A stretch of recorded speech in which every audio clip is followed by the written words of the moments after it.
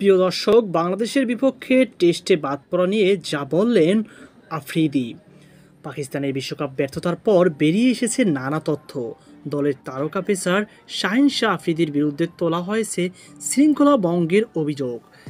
যেই অভিযোগের পরিপ্রেক্ষিতে শাস্তিস্বরূপ আসন্ন টেস্ট সিরিজে বাংলাদেশের বিপক্ষে স্কোয়াড থেকে বাদ পড়তে পারেন আফ্রিদি। বলা হচ্ছে তেমনটি।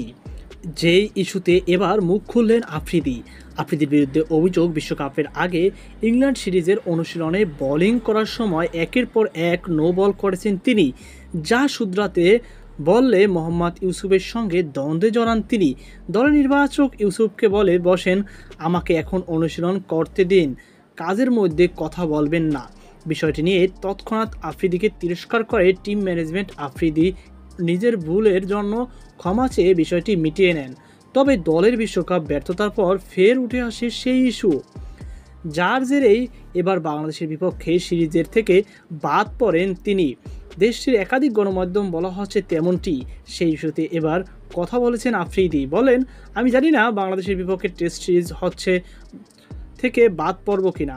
আমার কাজ হচ্ছে ক্রিকেট খেলা, আমি কেবল সেটাই সম্মানের সঙ্গে করতে চাই। বিশ্বকাপের আগে নেতৃত্ব পেয়েছিলাম, তার নেতৃত্বে 5টি টি-20 ম্যাচ খেলে পাকিস্তান। তবে এরপর ফের তাকে সরিয়ে বাবর আজমকে নেতৃত্ব দেওয়া হয়।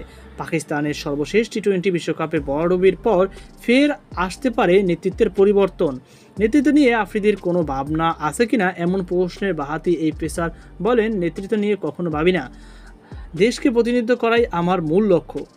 কোনো দলে কোনো রকম নেতিবাচক কিছু ছড়াতে চাই না। সতীর্থদের সবাই আমার বন্ধুর মতো, সব সময় দেশের জন্য লড়াই করতে চাই। উল্লেখ্য, আগামী 21শে আগস্ট রাওয়ালপিন্ডিতে শুরু হবে বাংলাদেশ পাকিস্তান সিরিজের প্রথম টেস্ট। এরপর 30শে আগস্ট করাচিতে মাঠে গড়াতে যাচ্ছে সিরিজের দ্বিতীয় টেস্ট।